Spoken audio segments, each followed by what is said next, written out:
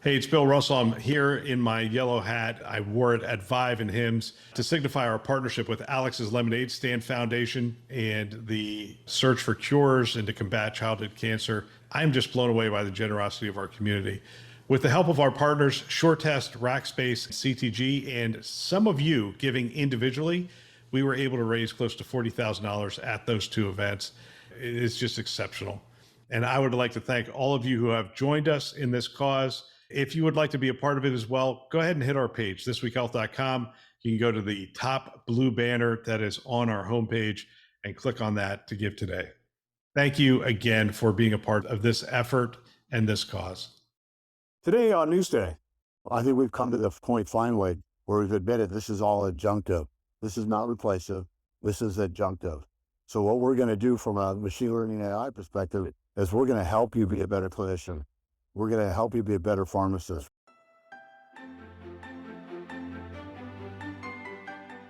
My name is Bill Russell. I'm a former CIO for a 16-hospital system and creator of This Week Health, where we are dedicated to transforming healthcare one connection at a time. Newsday discusses the breaking news in healthcare with industry experts, and we want to give a big thanks to our Newsday partners, ClearSense, HealthLink Advisors, Order, SureTest, and Tausight. Now, let's jump right in. All right, here we are from ViVE 2024 in LA, and this is a live Newsday episode, and I'm looking forward to this. Yeah. I have Drex DeFord with me. How you doing? President of the Security and Privacy? No. Dang, cybersecurity and risk. Cybersecurity and We risk. also talk about privacy, though. They're all the favorites. Risk makes sense. Yeah. So many of the cyber guys keep talking to me about risk. risk. It's like, you need to talk more about risk. Yeah. I appreciate that. Does she work with you by any chance? He does. Oh, In fact, okay. that's why we I both thought- have a uniform just on, went- and you don't have the uniform on. And we have Charles Boicey, my favorite CTO of ClearSense. And my gosh, you do work in India. You do a lot of stuff. Yeah. Well, we're going to go off the news. We could talk about the conference, and we probably will at some point. Yeah. And the Oh, cool yeah. thing is, I can just go to the app now. Oh, that's Yeah. really cool. It's Yeah. right here, just looking at all the things. Let's see, what's top of mind? Hey, something happened at Change Healthcare. Let me take a look at that. Change Healthcare, All right. OptumHealthcare Connectivity. We have additional recommendations from HISAC, and we have the story, obviously, in here of the breach. This is cybersecurity, so those that don't want to talk about breaches are not talking about it. Well, I'll tell you, the CIO community, they've been popping in and out of this thing to go to updates, talking. I mean, even if they're here, they're like not here mentally. Yeah. And that gets back to the age-old thing. If your trains aren't running on time, the rest of the really cool stuff you're doing ain't happening. It doesn't really matter. Maslow's hierarchy of needs, right? I think this is a really good opportunity for all of us to learn. This is it. If we can learn from this collectively, then we're going to be in a much better place. And if Change does the right thing and lets everybody know, exposes what they need to expose, we can get to a better place. This is what I've appreciated about AWS. Whenever there's an AWS outage, it is as transparent as it can be. Yeah. It's posted. You can read all about it. It's like, hey, we found this bug, we found this thing. And on the flip side, I'm talking to the CIOs at least 2 days ago, and they're like, what do you know? And they're like, we've met with them twice. We don't know much. Like, they're not revealing much. Now, since then, this is what I've heard. I will compare notes here. Yeah. Since then, what I've heard, and we're recording this on Tuesday. Yeah. This will air on next Monday, so we'll know a lot more by then. Right. What I'm hearing is 3 entities, United Healthcare, Optum, and Change. And most organizations are connected to all 3. I did find some that aren't connected to Change. I did too yesterday. Yeah. Found somebody who said, like, I'm not effective. And the first person that I've ever talked to. Yeah, because they're alternatives to Change, although they are the 100-pound gorilla or whatever it happens to be. So there's 3 networks. What I'm hearing from the floor is people are hearing they have the green light to connect back to United Healthcare. They have the green light to connect back to Optum. They do not have the green light to connect back to Change. And even if they did, it's in kind of disarray and there's nothing to connect back to. That's what I'm hearing from the floor. So that's completely anecdotal. I'm curious if you guys are hearing something similar.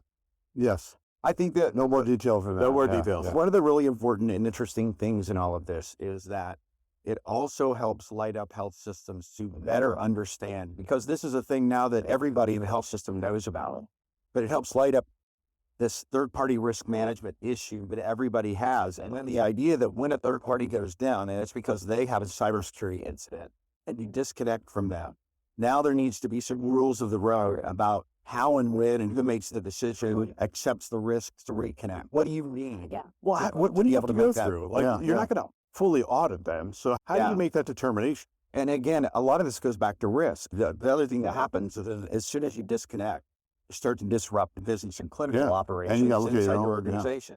And then over time, and it usually doesn't take very much, the clinical or business leader is coming to you saying, my guys on the other side, they say everything's fine, you should reconnect. Now you start to get pressure to reconnect, maybe before you're willing to do that. You can reconnect then if you're willing to accept the risk. Some people will say, I want a third-party attestation that they've reviewed your systems and everything looks good. And the other thing is you got to make sure that it didn't affect you, right? You've got to look at your own house. Right. Yeah, did anything during this episode come into mind? Do you typically have one way? Are we just like calling APIs and pulling the data across, or are there like VPNs connected between these things? Depending on what the tool is that's being used to transfer that data, it may very well be that there's actually a connection all the way into systems in your network.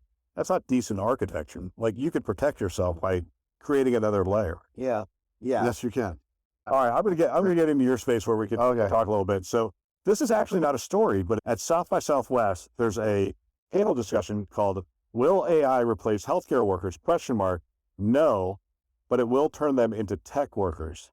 And I put it on the site because I thought that's an interesting concept. I'd never really thought about that. How about technology-enabled clinicians? Yeah. Technology-enabled financial people, operations, research. Absolutely. So you'll see this in here, right? I think we've come to the point finally where we've admitted this is all adjunctive. This is not replacive. This is adjunctive. So what we're going to do from a machine learning AI perspective is we're going to help you be a better clinician. We're going to help you be a better pharmacist. We're going to help you be a better operations. But do they have to become a tech worker and understand? No, absolutely not. So they don't have to understand prompt engineering and stuff to build it. You use generative AI quite a bit, right? Right.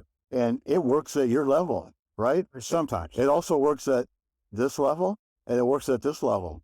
So, yeah, I mean, to your point, I've seen a kid interact with it. Absolutely. And they're able to interact. And you see a PhD interact with it at that level. So that's the key to this generative AI as a mechanism for bringing what we're doing in the background to you. So if you're a clinical, I can summarize a whole bunch of stuff that helps you.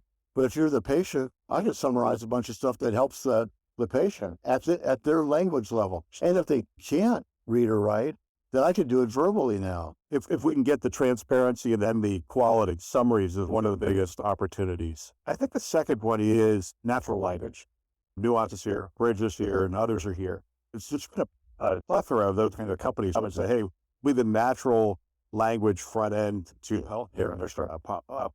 How away from that are, I can see it being like the Star Trek moment that we look back on and say, that's where it started. And now everywhere across healthcare, we're naturally interacting with computers. Yeah, from a natural language understanding, absolutely. But then the delivery. In India, there's 10 dialects of Hindi. Actually, there's more. So what we're doing is we're working with those various dialects. And the literacy rate is very low, right? So you're directly with the patient, actually right with the patient, with it from a summary perspective. And think about it. There's a lot of patients that are deaf. So American Sign Language, you could use generative AI to bring that back into sign language perspective.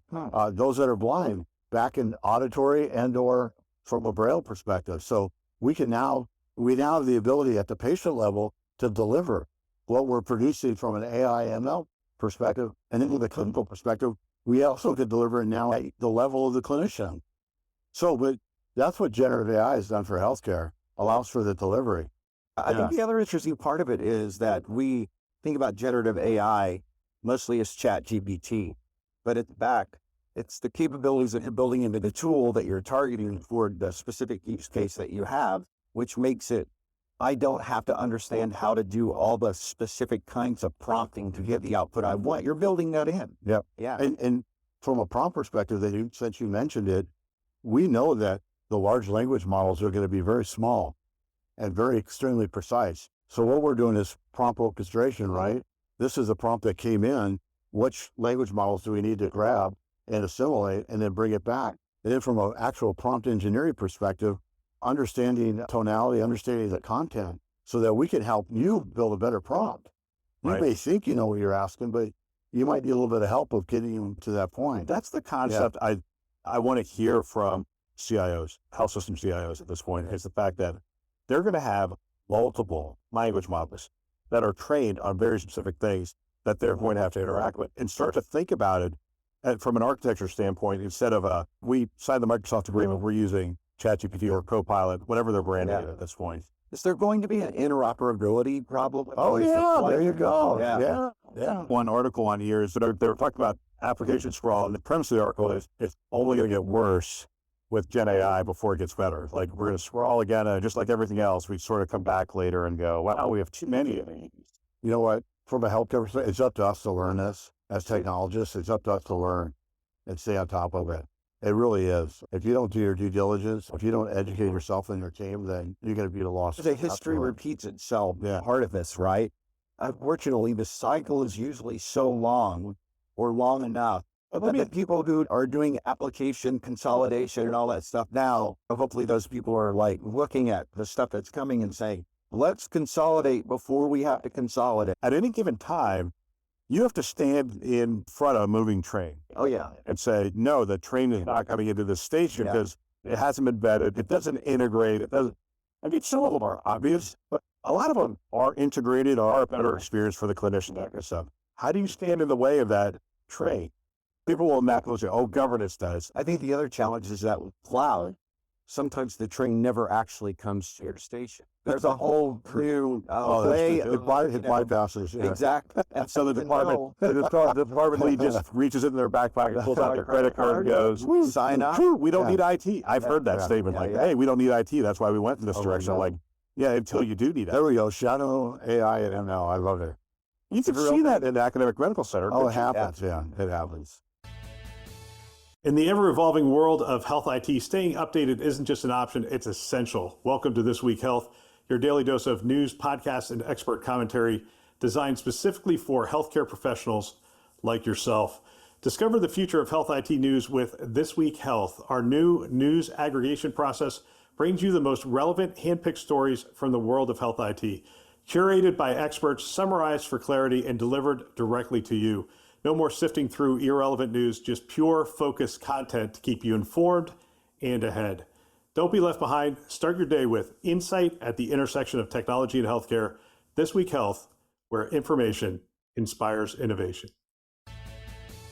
Closing question. You guys have been on the floor now for at least a day. What have you seen? What's interesting? I think what's interesting to me, I stated it before, is that we now, from a community perspective, from a technology perspective, we understand that we're here to enable people and not replace them, not make them look stupid, make them look better.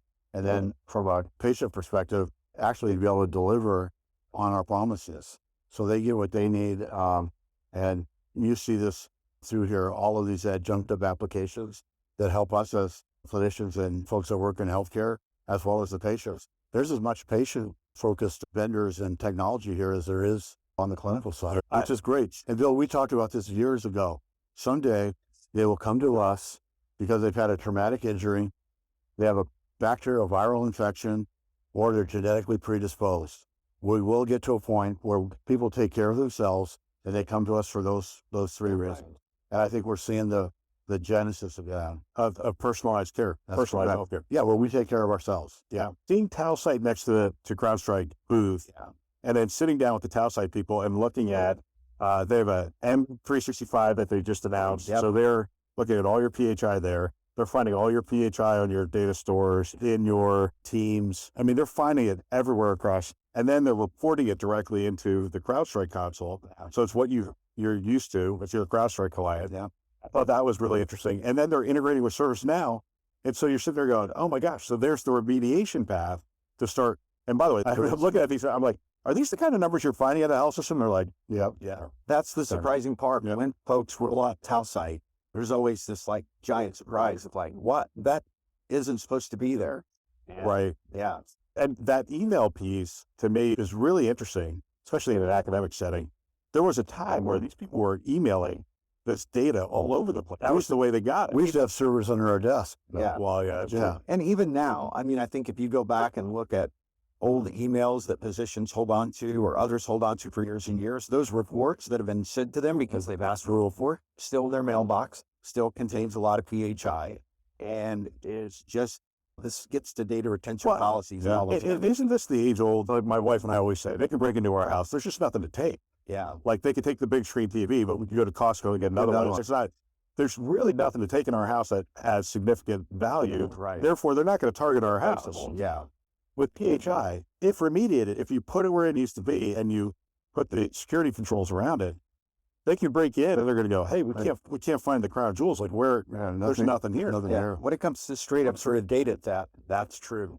When it comes to creating chaos and that's a bit of a different ballgame. But I think we've talked about that earlier. There's also with ransomware, those kinds of things, shutting the business down and creating chaos also now puts you in a much more higher profile target with the FBI and the other agencies to take you out because you're really disrupting things. When you steal data, you're still a target, but I don't think you don't move into sort of like the terrorist organization category. Did you and I talk about the week that MGM and Caesars got hacked? I was in Vegas that week. All right, so Caesars paid, MGM didn't. Yeah. Which was the right approach?